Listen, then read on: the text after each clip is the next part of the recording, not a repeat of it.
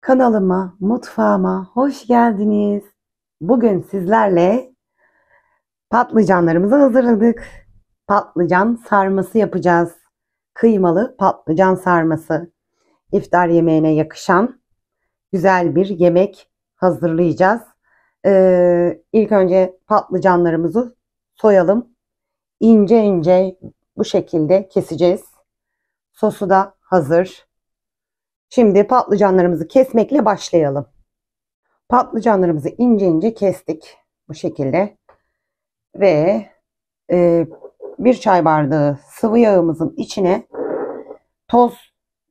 bir tatlı kaşığına yakın toz biber, bir çay kaşığının ucuyla karabiber, 2 çay kaşığı da tuz ve yağımızı içine döküyoruz, karıştırıyoruz. Tepsiye dizmiş olduğumuz patlıcanları hazırladığımız sosa bir fırça yardımıyla sürüyoruz sosları. Arkalı önlü yapalım.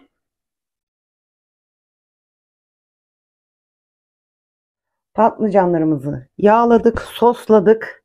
Şimdi fırına atıyoruz. Hafif kızarana kadar diyeyim. Çok da kızartmayacağız ama belli bir ayarda pişireceğiz. Patlıcanlarımızı fırına attık. Şimdi kıyma harcımıza geçti. 350 gram kıymamızın içine hazırlamış olduğum bir tane domates, bir yeşil biber, bir kapya biber, 3 diş sarımsak olmak üzere robottan geçirdim. Ve bir yemek kaşığı da salçamızı koyuyoruz. Yarım bağ maydanozumuzu, ince kıyılmış maydanozumuzu koyacağız. Baharatlarımız pul biber, karabiber, toz biber, kimyon, tuz ve kekik olmak üzere içerisine döküyoruz. Maydanozlarımıza dökelim. Ve hazırladığımız bu sosu da, bir tane de soğan var. Sanırım soğanı söylemedim. Şimdi onu da dökelim ve kıyma harcımızı yoğuralım. Fırından çıkardık. Şimdi bir kaşık yardımıyla kıyma harcımızı da hazırladık. Bir kaşık yardımıyla yayacağız ve saracağız. Bu şekilde patlıcanımızın üzerine kıymamızı yaydık ve sarıyoruz. Kıymalı patlıcan sarmamızı hazırladık. Aralarına domates kestim.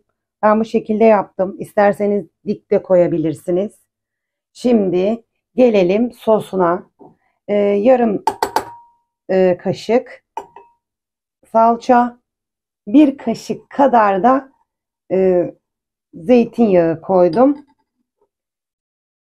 Yarım su bardağı da domates sosu koyuyorum ve bunları çırpacağım. Bir su bardağı kadar da suyumuzu ilave edelim. Tekrar çırpalım ve yaptığımız harcı yemeğimizin üzerine döküp fırına verelim. Yapmış olduğumuz sosu üzerine eşit bir şekilde dökelim.